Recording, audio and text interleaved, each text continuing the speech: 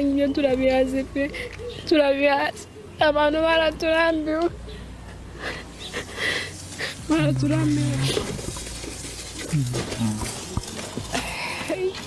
Nuko muba ni gutyo tubaho pe, ni gutyo tuba.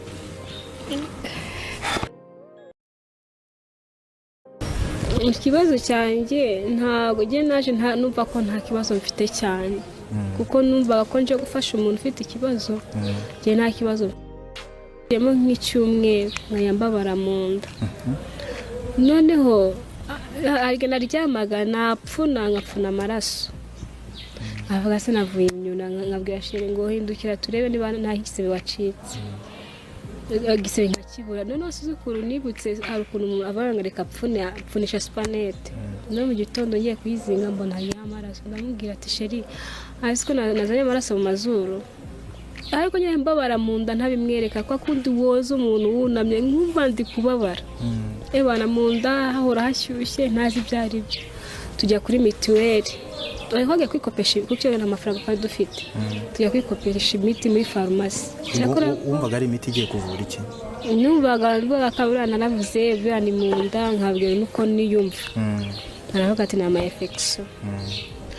Baradukopa ndagenda ndayinywa. Nayinywera injoro numva nta kibazo ariko nta guhinduka. Mu gitondo narayinyoye. Nararutse mana yanjye numva n'umutima ngiye kurura, handi nagendaga nsutamye numva sinshaka guhaguruka. Noneho tujya kuri mituweli bafata ibizamini byose bamwe na infection te, banera inshinge bagira gute ndataha nta gukira. Sizukuru nyine amahirwe twagize tubona ubuvuzi ubufasha bw'umugabo kugira ngo yivuze. Arambwira ati wowe ikiguma mu rwa yarivuyemo. Ndamubwira wowe manza wivuze.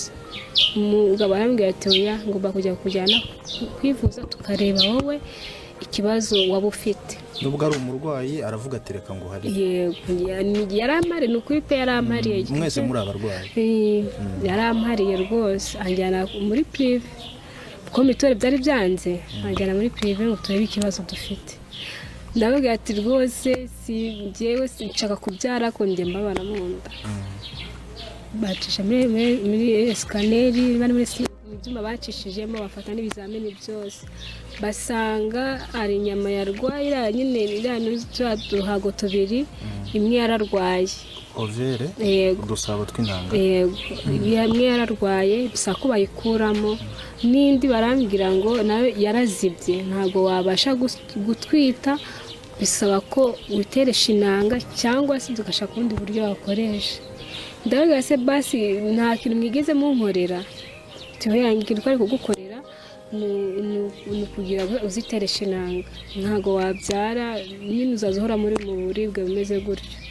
Ko ntago amafaranga ari menshi twatanze, twamazemo iminsi 2 umunsi wa gatatu ndavuga atoya reka dutahe ndasezera narakira. Ngira nereka umugabo ati dore meze neza kugira nyine amafaranga atakomeza kwashirira ndataha. Ebana kuko bari bambaza ahantu hatatu nyine. Noneho tugeze aho ngaho noneho turataha tujye ahantu baturangira bavura baduhereza imiti, baduhaye imiti niyo yabashe kumfasha. Noneho amafaranga ari menshi baduhereza ibice amafaranga imiti y'amafaranga make tuzagaruka. Bigeze aho ngaho biranga pe biranga. Nubwo hari umukobwa w'inshuti yacu nabiganijeho ndamubwira ati ndi kujya nshonga mbese nyine sindya n'amaraso akajya nshirana ahandi ngira isereri no kuvuga bikanga nkikubita hasi nta buzima mfite, ahandi ndibwa wumve ko n'amahumva harimo nk'ubushye. None wanaga kiri ikibazo cy'umugabo imbere nawe agashira ikibazo cyanye imbere. N'Imana ibaho pe.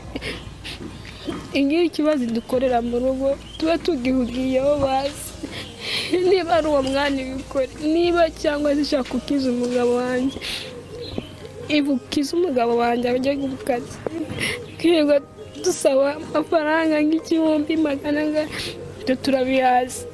Mwirirwa dusaba rubanda duteze amaboko kuba tumubwira 500 tubasaba 1000 ibyo turabihaze pe turabihaze abantu baraturambiwe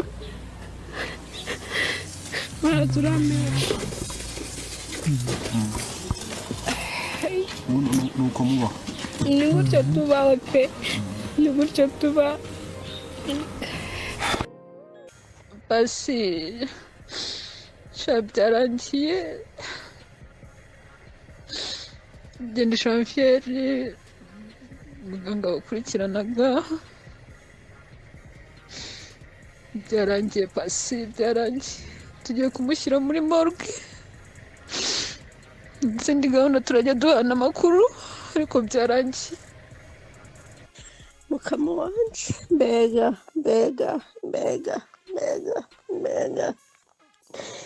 ewe mana we mutesi we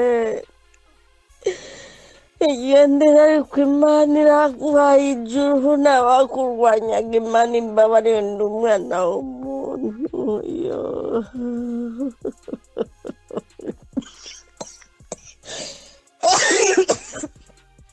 ya mana we eko kumutesi yakoraga umugabo we n'abamubanyaga mana yanjye mutesi we urumva Jacques usigaye hega mwana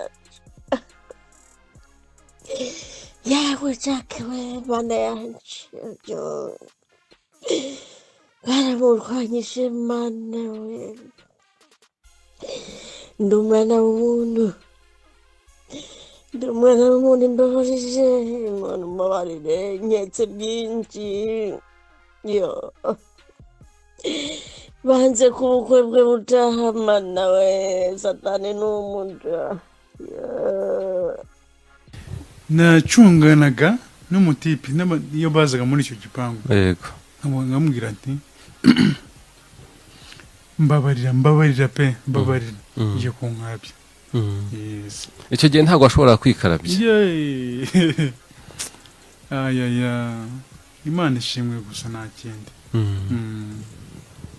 nuko nyine numva biramvunye nyine ngo ujye kumukarabya ndavuga ati si uyu muntu muhura bwa mbere wese ujya kumukarabya yego yazatanye arambwira ngo ujye kumukarabya ndavuga uyu muntu ashaka kuzamvuna uyu muntu azamvunisha numva ntabwo biri gucamo ngenda kumwoza ariko numva nyine ubwo wahise utekereza koza umuntu w'umugabo ukuntu angana kumwoza buri gihe bikancanga nahabaye icyumweru ariko naho tuhava tutonganye twavuye hano dushwanye yego nsiba nimero ye mwari mupfuye iki noneho nganya nza kuba mfite ikibazo nkakase ko mba mu ndahandya ko numva hameze ukuntu bikarangira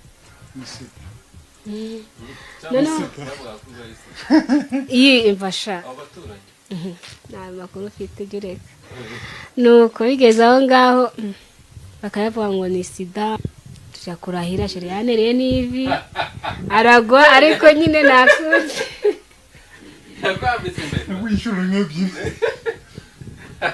sasa eri nahoze mfukamishira ivi kandi ivi ntabwo rirakomera wapi ngize ngo ndamanutse numva ndamanutse numva ko gushaka bitazemera nyine kuko ntekereza ko atazakira ntekereza ko nta kintu tuzarya kuko numvaga ikintu cyane mbere cyangwa ni ukurya no kwishyura inzu avuga ati se mana yanjye biza ese ibintu ngiyemo koko ubona bizacamo ese mana ubona koko ese mana nkibaza ibintu byinshi nkavuga se mana yanjye ese mana kuza ubuzima nanyuzemo kuza ubuzima naciyemo ese mana nongeye gusazira no mu muruho koko nukuri ese ikiberane cy'Imana Imana ishoboye ibyo abantu batabese Imana ishoboye ibyo abantu batapfa gushobora kandi Imana ni esowe gose navuga gute ko Imana ishoboye tesi Keria uruwange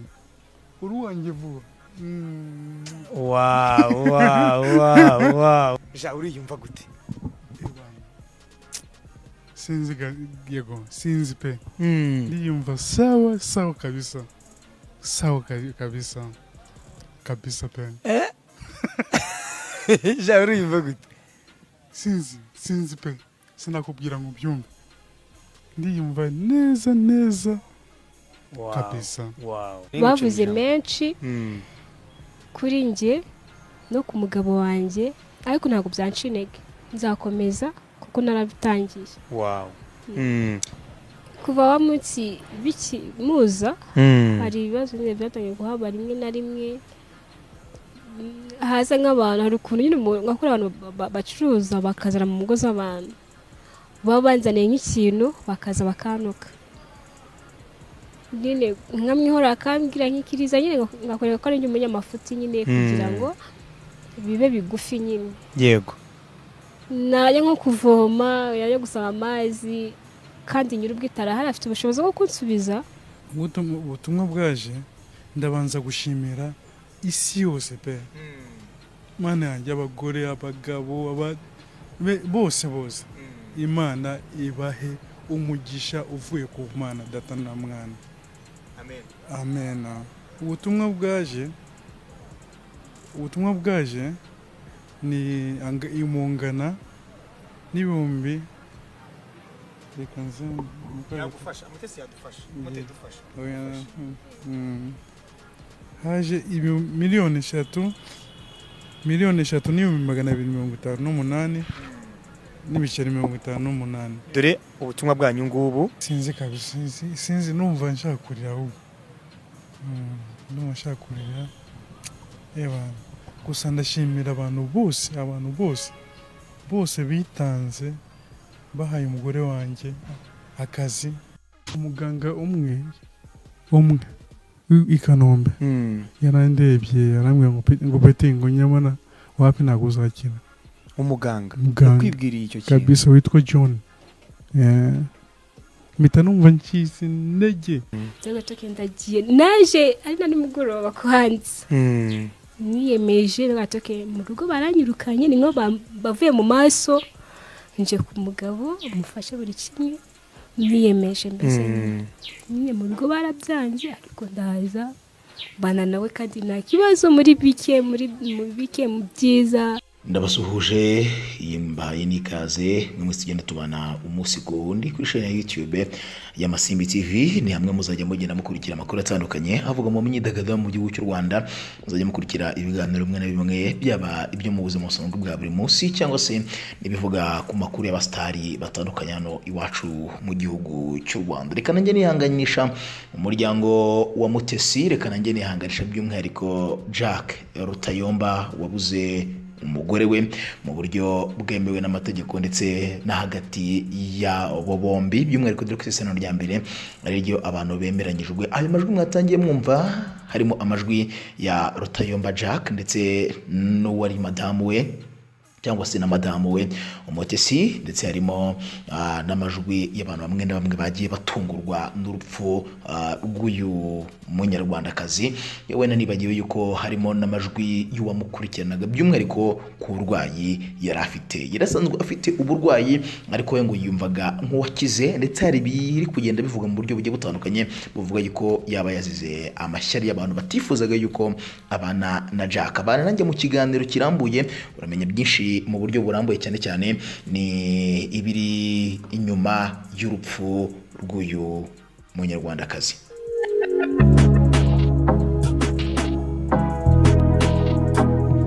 Nongeye kuguha ikaze nanone wowe tugiye kubana n'ubundi uyu munsi. Inkuru y'inshamugongo yamenyekanye ku itariki ya 4 ukwezi kwa gatatu umwaka wa 2022. Ni inkuru yavugaga yuko witwa Mutesi Keria yitabye Imana. Abenshi mubazi Mutesi Keria bamumenye ku mbuga nkoranyambaga cyane cyane urubuga rwa YouTube, by'umwihariko kuri channel ya YouTube ya Yago TV show. Byari ubwo yabakoreraga ubuvugizi ndetse n'ubutabazi cyane cyane dore ko yari afite umugabo wabaye paralyze ndetse by'umwihariko byaratewe na stroke yaramaranye igihe kinini arwaye. Bamwiyambaje nk'umwe mu bafite ijambo ku mbuga nkoranyambaga cyane cyane urwo abereye umuyobozi rwa YouTube, ndetse nawe arabagana arabafasha bakora ubuvugizi kugeza ubwo bagiye babona amafaranga yaba yavuza aba mu buryo bumwe cyangwa se ubundi. Nsubiye inyuma gatoya, ni bamwe mu bantu bagaragaje inkuru y'urukundo ifite ifatizo ndetse ifite icyo isobanuye ku rukundo, isobanura ko umuntu nyamuntu, urukundo nyarukundo rutareba ibintu, rureba umuntu ukunze kandi rumuganishaho. Ni nka ko Bibiliya ibivuga ati wa mukobwa we uzata so na nyoko usanga uwo wakunze. Niko byagenze kuri Mutesi Keria, yataye se na nyina, atababyeyi, atumuryango, asanga uwo mutima we wakunze yifuzaga kuzabana nawe mu bihe by'ahazaza he. Bahuriye ku mbuga nkoranyambaga, baba inshuti zisanzwe, ubushuti bwabo kuza kuvamo gukundana. Biza kuza kurangira Jack asabye Keria ko yamusura mu rugo, aza kumusura i Kanombe avuye iwabo mu ntara y'Iburengerazuba hazwi nk'Urubavu cyangwa se za Gisenyi. Aje kumusura Kanombe, Jack yarasanzwe atuye, asanga uko yamutegerezaga sikamusanze, kuko yasanze ari umusore urwaye kandi cyane byo nakwita kuremba. Ikintu cya mbere Jack yasabye uyu mukobwa, yamusabye kumwoza kuko tarashe kubikora bitewe n'uko yari yabaye paralize cyane cyane na stroke yari yararwaye bitewe n'impamvu zigiye zitandukanye zakuriye iyo ndwara ya stroke uyu Jack yarwaye. Mu nyuma uyu mukobwa yabonye ushobora kuzamugora ibyo kuba ari kumwe n'uyu musore, ariko burya ngo umutima ukunda n'ibihishira niyo nyirawo yifashe, urukundo ruramutamaza. Urukundo rwamukururiye ku kuba atasiga Jack ameze gutyo konyine, subira mu rugo iwabo nyuma y'imisi runaka, yanzura guta iwabo akaza gufasha Jack. Jack utari ufite ikintu na kimwe mu nzu, Jack utaragiraga matera yo kuryamaho ifatika, Jack utarabashaga kurya, Jack byaguraga kubona isabune, Jack byaguraga kubura buri kimwe cyose. Keria yumvishe we ubwe agomba kuza akaba umupate nawe wa hafi kandi akuzuza ibyifuzo n'ibyumviro by'inzozi z'uyu musore witwa Jack. Yapakiye imyenda ashyira mu ivarisi, agurisha nimwe muri yo kugira ngo agure matera, asanga Jack wari ufite amafaranga inoti 7,000 gusa mu rugo iwabo. Bakoze stock kuko baremeje ko banugwa ako kanya hagati ya bombi, bakora stock y'7,000 birashira, ubuzima bukomeza kugenda bubaho nabi.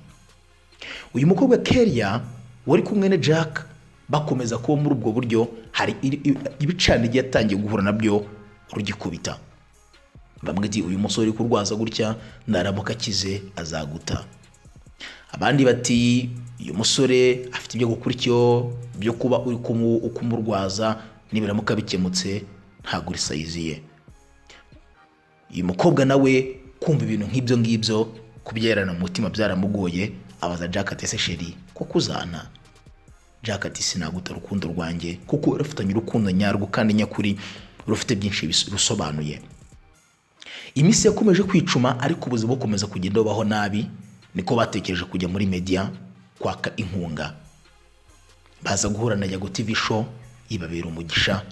Nge uyu munsi nanita pale wabo kuko niwe uyu munsi wabashije gutuma byibura bagira aho bageze. Bagaragaje ikibazo cyabo kivanzemo urukundo ku mbuga nkoranyambaga, inshuti, abavandimwe, abantu mwebwe muzi icyo ubuzima busobanuye, mugerageza kubatera nk'uko mushoboye. Twa duke mutanga muvuga ngo ni dukeya, hari n'undi batanze dukeya. Iyo babaye 100 tuba twinshi, iyo babaye 1000 tubutundi, iyo babaye 10,000 bibagahebuzo. Habonetse amafaranga yo kwivuza, batangira kugenda bavuza Jack gahoro gahoro, kugeza ubwo byagaragaraga ko cyangwa se kugeza ubwo bigaragara ko ubuzima bwa Jack burimo buragenda bujya ku murongo. Gusa nkwibutse ko nubwo uyu Jack yararwaye gutya, na madamu we Keria nawe yararwaye kandi cyane, ariko akabisha umugabo kubera ko umugabo we yabonaga ko arembye cyane kuruta ko uyu mudamu yararwaye. Byibura yashaka gusigara ari umuntu umwe uhari wo guhumuriza urembye cyane, kugira ngo nirube urugo rw'abanyebazo babiri, byibura umufite ibibazo yumve ko afite uwo yateteraho. Biba byiza mu buzima iyo urira ufite uwuririra, birababaza mu buzima iyo uri kurira uwurira nawe ari guhogora. Niko byagenze kuri Keria, byibura afata umusaya wa Jack awushyira ku rutugu rwe, tamarere yawe azatembera ahangaha kandi nzakumva urukundo rwanjye. Yirengagije uburibwe afite muri we, ndetse n'ububabare bukabije. Jack amaze gutangira kujya kwivuza, ibintu biri kugenda biza, niho Keria umukunzi watekereje kuvuga ati nanjye ubwanjye nshobora kuba natekereza kwivuza. Abwira umugabo ko afite ikibazo mu nda hamurya, ariko bidakabije kugira ngo atamukura umutima, ariko amubwira ko bimaze igihe kinini aho mu nda hamurya mbe nako kagene. Jack yasabye umukunzi ko bajyana kwa muganga, biranaba koko bajya kwa muganga, bajya guca muri ecography. Baciye muri ecography basanga afite ikibyimba mu nda. Imyaka yaramaranye na Jack yari atarasama, yibaza ikibazo runaka afite, ndetse mu kujya kwivuza bamubwira ko afite infection urinaire cyangwa se infection y'inkari, akamutera inshinge ku ntibigira icyo bitanga, agakomeza kuribwa cyane mu nda. Yaramaze iminsi nawe yibaza ati ese kuki ntasama kandi ndi kumwe n'umugabo? Byaramubereye ingorabahizi. Icyo kibyimba basanze mu nda byaje no kuza kugaragara ko hangiritse udusabo turera intanga twombi. Byanzurwa ko tugomba kuvanwamo, ariko ku bw'amahirwe bavanamo kamwe, agasabo karera intanga cyangwa se agasabo gakora intanga ngore. Nyuma y'iminsi akomeza kujya kwa muganga, ndetse rimwe ngajya kwa muganga ngo agiye gukora check up, basanga ngo nta kibazo afite, ariko still arimo kuribwa mu nda. Ahindurirwa imiti, ajya gufata imiti ya kinyarwanda, kugeza ubwo we ngo arageze ku rwego yiyumva ko yerekeye kuribwa mu nda, dore ko no kwa muganga bamucishaga muri eko bakamubwira ko nta kibazo na kimwe afite mu nda. Mu minsi yashize, mu kwezi kwa kabiri ku itariki 23 yakoranye ikiganiro n'Urugendo TV, by'umwihariko n'ikiganiro akoze ari kumwe na Jack, asobanura inzira y'urugendo banyuranyemo mu rukundo ndetse n'inzira y'ubuzima bukomeye yaciyemo we ubwe, ndetse n'ubuzima arimo byako kanya, by'umwihariko urimo n'ubwo burwayi. Hashize iminsi itarenze 12, hashize iminsi itageze mu byumweru 2, akoze ikiganiro asobanura ko yiyumva neza kandi yumva ko yakize. Ku itariki 4 z'ukwezi kwa gatatu 2022 nibwo inkuru y'inshamugongo yatashye mu muryango, mu nshuti, abakunzi ba Jack na Keria, yuko atakiri mu mubiri, yamaze kwitahira. Muri iki kiganiro yakoze, yavuze ko nyuma yaho bavuye mu murenge ku itariki ya 27 z'ukwezi kwa mbere 2021, nyuma yaho yatangaje ko imyiteguro y'ubukwe bwabo nta gintu bugomba kuza mu kwa gatatu. Koko nibyo, ubukwe mu kwa gatatu burabaye. Ubuzima tubamo tugira ubukwe butatu, harimo ubwo kuvuka, ishyingirwa ndetse n'ubwo gutaha. Keria yarahanuye, ariko ntitwabona ubuhanuzi bwe. Yaciye amarenga aratwereka, ariko ntitwabasha kubona byako kanya. Ntago bizarenga mu kwa gatatu ubukwe butabaye, kuko ubukwe burabaye, umuziranenge aritahiye. Gusa Imana imutuza heza, kandi imwitura imirimo ikomeye yakoze muri iyi si, by'umwihariko abasha kuba hafi y'ubuzima bwa Rutayomba Jack. Abo mu muryango wa Keria, gusibye nyirasenge wenyine, niwe wabashije kuba hafi nyuma yaho yumvisha ko yamaze kurungurwa na Jack, dore ko bagiye banakora ibiganiro bitandukanye bavuga ko imiryango yabo itigeze yishimira yuko bombi bakundana kugeza ubwo bifuza kubana. Jack yahuye n'ikigeragezo ari kumwe na Keria cyo kuba bamwe mu banyamasengesho barifuje kumwangisha Keria, bavuga ko atari Imana yamweretse. Bavuga ko Uwimana yamweretse ari muri Amerika kandi agomba kumutegereza bazabana amaze gukira.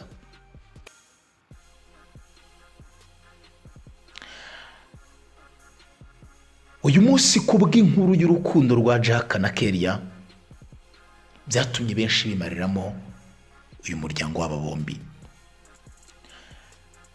Pare wabo kuri jyewe niko bifata, cyangwa se umubyeyi wabo watumye uyu munsi bongera guseka bakishima, Innocent Nyarwaya, umusore w'imyaka itarenze 27 y'amavuko, yashenguwe bikomeye kandi cyane n'inkuru y'aba bombi.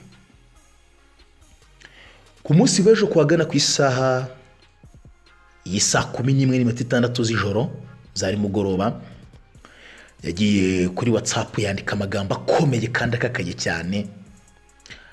Yandika agira ati, imiryango yacu dukunda kandi dukomokamo yamaze kuba bibi rwose.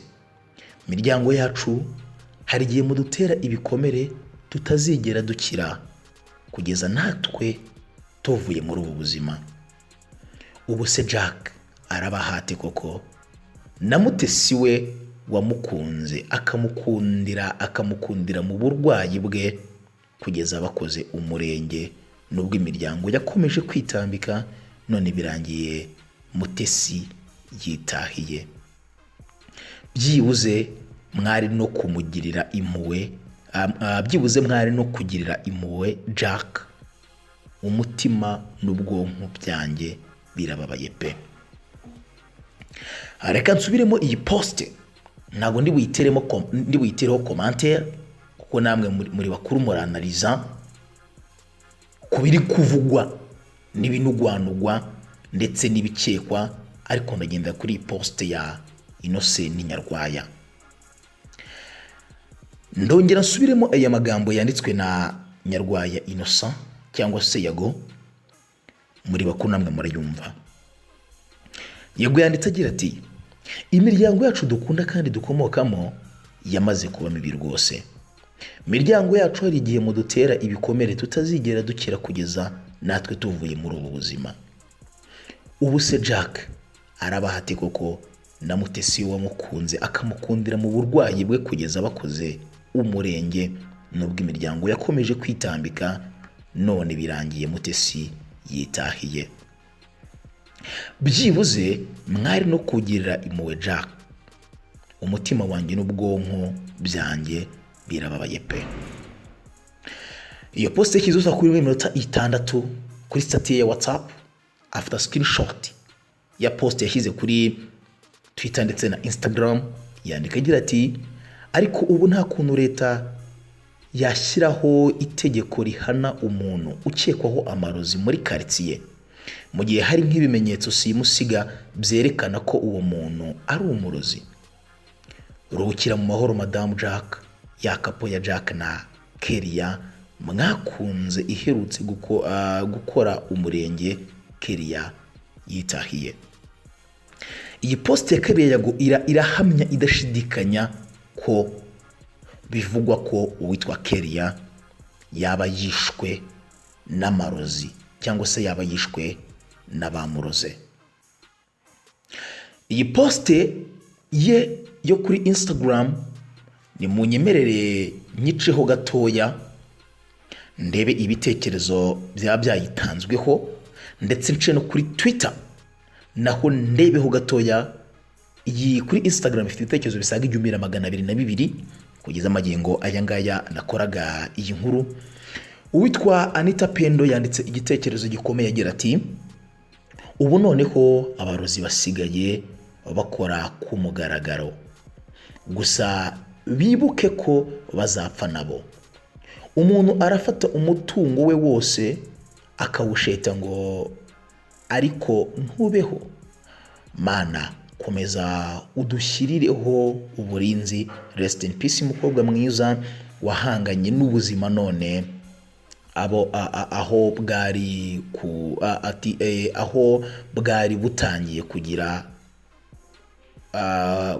butangiye kugira ishusho, uritahiye, ruhukira mu mahoro. Jibril ati, Weyamani Yago, amarozi arahari, ibyo nanjye ndi umuhamya. Juna gitati, Imana ikomeze abasigaye. Witwa Dukunda ati no ati wapi kubyakira byanze. Inkindi official ati yo biragoye kubyumva. Undi yanditse agira ati Yesu we ibi ni ibikimana. Undi yandika agira ati rest in peace birababaje cyane. Undi ati rest in peace Keria. Undi ati rest in peace Keria.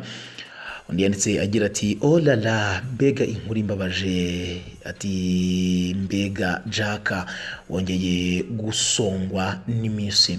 Mbega umukobwa wabaye intwari. Rest in peace sister.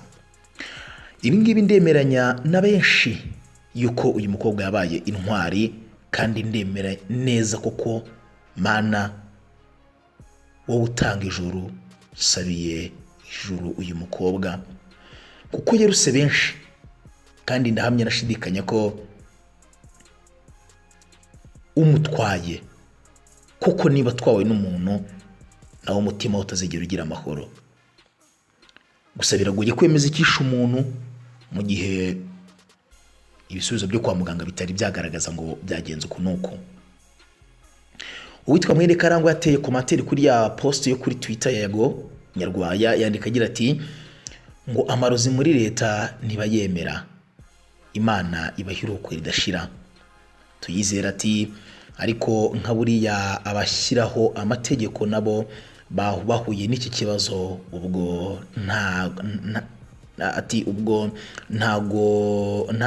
ntagoragozwa ryabaho. Urinde wiyemera ati birababaje ikibazo, habura ibimenyetso bifatika ku burozi. Ni byinshi cyane, nawe ni byinshi wavuga, ndetse nawe ni byinshi uri buze kuza kuvuga. Gusa ikiriho cy'ingenzi nuko ubukwe bwo mu kwa gatatu Keria yahanuye bwatashywe, yatashye, kandi nizera neza yuko Imana iza kumutuza aheza. Witeka Imana yo mu ijuru, we waduhaye ubuzima, wowe ugena byose, wowe uzi igihe kivuka cy'umuntu ndetse n'igihe kitahira rye, wowe uzi ikizatunga umuntu ndetse ukaba uzi n'ikizamwica. Ndagushimira kubera ko utidutije ubuzima kugeza amagingo aya ngaya. Nsabiye buri wese uri kudukurikira dufite ubuzima yuko yakongera kubona ko uri Imana ikomeye kandi uri Imana isumba byose, kuko agereje uyu munsi agifite ubuzima, agihumeka umwuka w'abazima, nta ruhare n'umwe ageze abigiramo. Kubw'impuhwe zawe, kubwa gahunda zawe, Witeka Imana nkweretse umuryango wa Jack, nkweretse umuryango wa Keria, nkweretse Jack, komeza umutima we, kuko by'umwihariko mu buzima yahuye n'umuntu kandi yari isomo ushaka gutanga mu buzima. Hari impamvu waremye Keria kugira ngo we na Jack muri buriya buryo. Hari isomo yifuje kugira ngo abantu bose bazabona iyi nkuru bazagira icyo bunguka. Reka nizere ko bitegeze bipfa ubusa, reka nizere ko umwanya wa Keria utigeze upfa ubusa, reka nizere ko ubuhamya bwa Jack butigeze bupfa ubusa. Mana tuza heza Keria, kuko yabaye umukozi wawe, yarakoze kurusha babatekamutwe bigitira izina ryawe, bagafata Bibiliya yera bakayikoresha bahanura ibinyoma kandi bishakira indonke. Yarakoze kuruta abandi bamwangishaga uwo yakunze, yarakoze kuruta abandi bitaga pasiteri bazo amatwi ya Jack, yarakoze kuruta buri wese ufite yo gukora ntagikore kuri Jack. Ijambo rye ryo bivuga neza ngo uzatasona nyoko usanga umutima wawe ukunda, so uwo yakunze gusa ahubwo yataye se na nyina, asanga uwo mutima we wifuza gusanga kandi abizi neza ko ari umunyabibazo. Reka Mana ibyo bikorwa yakoze ubimuhera ingorano mu ijuru. Uyu munsi abicaye impande yawe ari kumwe n'abamarayika. Mweretse imiryango isigaye ugikomeze, kandi Mana umanukire isi yacu, ugigabanyemo ibyago by'urupfu n'ibisana byose biyirimo. Bisa mbyizeye kandi nzi neza yuko ubikora, kuko watubwiye ko dusaba tuzahabwa, dukomanza tugakingurirwa. Amen. reka mfate uyu mwanya shimire wowe twabanye, reka mfate uyu mwanya shimire wowe wanije amatwi mu gihe gisakire nk'iminota 20 nabyo ni iby'agaciro gakomeye cyane, kandi nzi neza yuko ibyo wakoze Imana mu ijuru guhera umugisha. Njye nitwa Romeo Janvier, turi ku Masimbi TV. Bye, muhabwe umugisha.